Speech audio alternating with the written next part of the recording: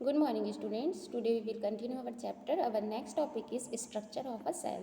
तो previous sections में cell क्या होती है, सेल के डिफरेंट टाइप एंड साइज के बारे में हम लोग ने डिस्कस किया था, ठीक है। शेप एंड साइज के बारे में आज की क्लास में डिस्कस करेंगे कि जो ये सेल होती है उसके स्ट्रक्चर्स कैसे होते हैं, ठीक है। You have seen that cells are of different shape and size. Even when having such difference, each cell has a definite structure. तो जैसे कि हमने डिस्कस कर चुका है कि सेल है वो डिफरेंट शेप एंड साइज़ के होते हैं और कुछ इसमें सेल कुछ ऐसे सेल होते हैं जो डेफिनाइट स्ट्रक्चर के होते हैं, कुछ इनडिफिनाइट स्ट्रक्चर के होते हैं, ठीक है। तो come let's us study the structure of a common cell in our earlier class you have studies the cell of onion skin. Now prepare again a slide of onion cell, observe it under the microscope and answer the following question। तो previous section में earlier classes में हमने study किया है onion skin की। Same वही process करके हमको इस क्लास में भी डिस्कस करना है कि उसकी शेप एंड साइज कैसे होती है। तो first, what is the shape of the cell, rectangular, oval और राउंड। तो इस डायग्राम को देखते हुए ये है प्लांट सेल एंड नेक्स्ट में है एनिमल सेल। डायग्राम को ऑब्जर्व करते हुए हमको क्वेश्चन के आंसर्स देना है, ठीक है। तो does a cell have a definite margin? तो यस, मार्जिन तो दोनों सेल्स में डेफिनाइट है। If the is there any substance fill in the cell? तो क्या कोई सब्सटेंस इस सेल में फिलअप है? तो यस है ना, डिफरेंट टाइप्स के सेल यहाँ पे सब्सटेंस फिलअप है। Now if they are round structure inside the cell, क्या इसके अंदर राउंड स्ट्रक्चर है? तो यस है, सेम इसमें भी है, इस सेल में भी है ना। देखो तो उसके बेस में ऑब्जर्व करना है। Every cell has the following parts. सभी सेल्स के पास डिफरेंट ऐसा पार्ट्स होता है। First, outer cell membrane. Animal cell हो या फिर प्लांट सेल हो, सभी के पास आउटर सेल मेम्ब्रेन होगा। प्रोटोप्लाज्मा होगा, क्या होगा? प्रोटोप्लाज्मा भी होगा। सभी सेल्स के बारे में अब डिस्कस करते हैं कि उनको डिटेल से कैसे पढ़ा जा सकता है, कैसे रीड किया जा सकता है, कैसे हम उसको समझ सकते हैं। तो फर्स्ट है आउटर सेल प्लाज्मा मेम्ब्रेन। जो आउटर सेल होती है प्लाज्मा मेम्ब्रेन, उसको डिफाइन करते हैं। तो every plant and animal cell has around the life substance a thin elastic membrane which is called plasma membrane. तो जितने भी ये प्लांट्स होते हैं, एनिमल्स होते हैं, उनके सेल जो होते हैं उनकी लाइफ सब्सटेंस एक इलास्टिक मतलब लचीला जो बोलते हैं ना, जिसको खींच सकते हैं वैसा, और थीन मेम्ब्रेन्स होता है, इसको बोलते हैं प्लाज्मा मेम्ब्रेन्स, ठीक है। डायग्राम में जैसे आप देख लेना, ऊपर जाके प्लाज्मा मेम्ब्रेन नाम शो हो रहा है ना। This membrane is living and semi permeable made of protein and fats. कहाँ से बना होता है ये जो होती है? This membrane is living and ये जो मेम्ब्रेन है वो लिविंग होती है, ठीक है, वो हमेशा लिविंग फॉर्म में होती है। और वो किससे बनी होती है? Made of protein and fat से, ठीक है। The following are its function. इसके फंक्शंस क्या क्या हैं? तो first, it help in maintaining the shape of the cell. ये क्या मेंटेन करती है? सेल की शेप को, ठीक है। It control the flow of different molecules to and fro in the cell. किसमें क्या करती है? कंट्रोल करती है flow of different molecules to and fro in the cell. किसी भी मॉलिक्यूल्स को सेल के अंदर आने के लिए वो क्या करती है? कंट्रोल करती है। Then it protect and support the cell. क्या करती है? सेल को प्रोटेक्ट करती है और सपोर्ट भी करती है, ठीक है। In plant cell there is another cover to the outside of the plasma membrane, this is called cell wall.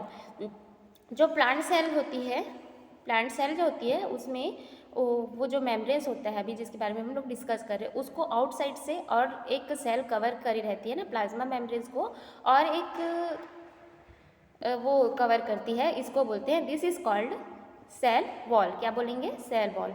This is made of cellulose and is non-living and determines the outer border of the cell and provides a definite shape to the cell।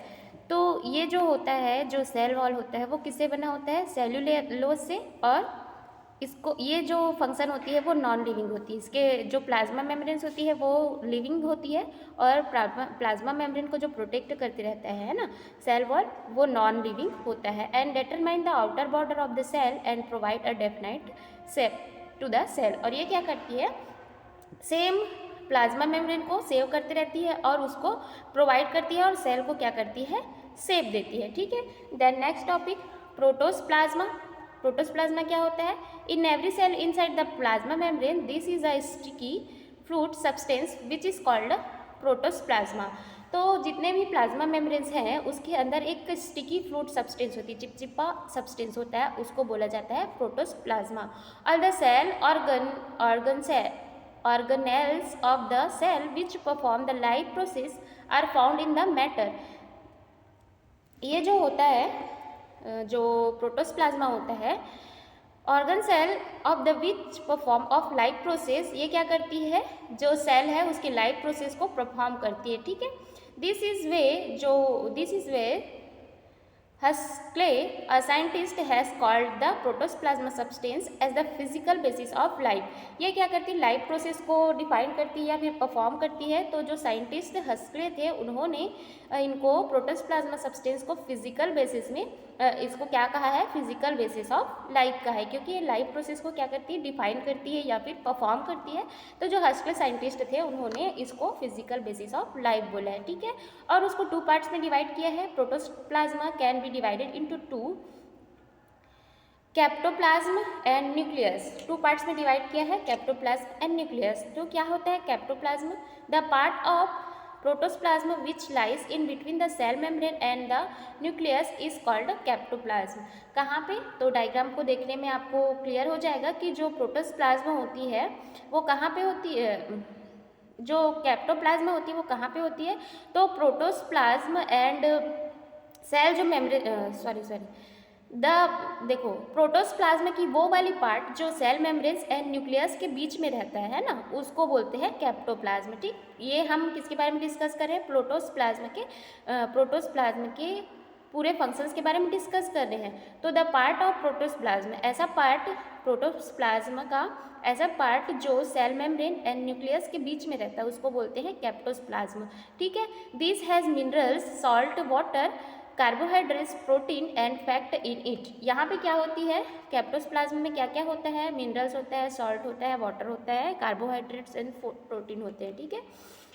Observe figure 7.5 A and B. List the various cells organ cell present in the captoplasm. Come let us find out about these cells organ cells। तो 7.5 का जो A and B जो picture ऊपर में show हुआ है उसको अगर ऑब्जर्व करोगे तो डिफरेंट पार्ट्स वहाँ पे दिखाई देंगे, है ना। उनका एक लिस्ट मेंटेन करना है, उसके बाद उसके बारे में डिस्कस करेंगे। तो फर्स्ट आता है माइट्रोकांड्रिया। जब पिक्चर को देखोगे उसमें माइट्रोकांड्रिया जहाँ पे नाम शो हो रहा है वहाँ पे जाके देखना, उसके बारे में डिस्कस कर रहे हैं, ठीक है। See figure 7.5 you will find a double layer round और rod shaped structure with its inner membrane having finger like a projection। this is the mitochondria। तो पिक्चर में देखोगे एक फिंगर के जैसा कुछ दिखाई देगा, वो है माइट्रोकांड्रिया, ठीक है। This is the respiration centre because here energy is produce. जो माइट्रोकांड्रिया होती है वो सेल में क्या वर्क करते रहता है? रेस्पिरेटरी का वर्क करता है, ठीक है। इसलिए इसको क्या बोलते हैं? एनर्जी प्रोड्यूसर बोलते हैं। एंड वो क्या करती रहती है? रेस्पिरेशन के थ्रू एनर्जी प्रोड्यूस करती रहती है by the oxidation of food product. So they cell body is also the power house of the cell. तो ये क्या करती है? एनर्जी प्रोड्यूस करती रहती है, इसलिए इसको जो सेल की पावर हाउस बोला जाता है। किसको बोलते हैं? माइट्रोकांड्रिया को। Mitochondria is a power house of the cell, ठीक है। नेक्स्ट एंडोप्लाज्मिक रेक्टिकुलम, ठीक, endoplasmic reticulum. In figure 7.5 A and B you must have seen branches irregular channel forming a network. तो जब पिक्चर को आप observe करोगे तो ये कुछ इस तरीके से दिखाई देगा, branch irregular channels forming a network के फॉर्म में, ठीक है। It is called endoplasmic reticulum बोला जाता है इसको। जो चैनल्स फॉर्मिंग नेटवर्क के चैनल्स फॉर्मिंग में होगा उनको बोलते हैं endoplasmic reticulum. This channel are filled will fluid and help in the transport of material. ये क्या करती है?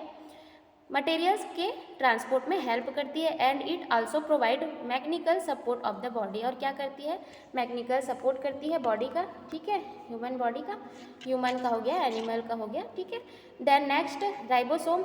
सम bodies are secreted in the cytoplasm near the endoplasmic reticulum they are called ribosome. तो कुछ ऐसे बॉडीज होते हैं जो कहाँ पे फैला होता है, कैप्टोप्लाज्मा एंड एंडोप्लाज्मिक रेक्टिकुलम के पास में फैला होता है, इसको बोलते हैं ribosome. The work of this body is to produce protein, so they are called protein factory. तो इसका वर्क क्या होता है राइबोसोम की, वो क्या करता है प्रोटीन प्रोड्यूस करता है, इसलिए इसको सेल की क्या बोलते हैं, प्रोटीन फैक्ट्रीज बोलते हैं, या फिर बॉडी की प्रोटीन फैक्ट्री बोला जाता है किसको, राइबोसोम को। Then next Golgi bodies, Golgi apparatus. In the animal cell you can see disc shaped bodies arranged in a pill. These are called Golgi parts. Their function is to secrete various chemical product. तो animal cell को जब हम यहाँ पे observe करेंगे तो कुछ इस तरीके से दिखाई देगा डिस्क शेप में, ठीक है, उसको बोलते हैं Golgi parts. This function is to secrete various chemical products. इसकी फंक्शंस, इसका वर्क क्या होता है, तो केमिकल प्रोड्यूस करता है, ठीक है। Then centrosome. Now you look at the star-shaped body near and over the nucleus in the animal cell. These are called centrosome. कहाँ पे, स्टार शेप में दिखाई देगा सेल के अंदर, सेल की जो डायग्राम है वहाँ पे एनिमल सेल में है ना, कहाँ पे दिखाई देगा, body near and over the nucleus, nucleus के पास। दिस इज कॉल्ड सेंट्रोसोम, इसको बोलेंगे centrosome. Two small bodies can also be seen the middle of the centrosome. This are the centrioles. Centrosome help in the cell division of animal cell. Centrosome are also formed the plant cell during cell division. तो ये इसका function है कि ये कैसे दिखाई देता है, two small bodies can be seen the middle of centrosome. Centrosome के मिडिल में टू स्मॉल बॉडीज दिखाई देती हैं, ठीक है।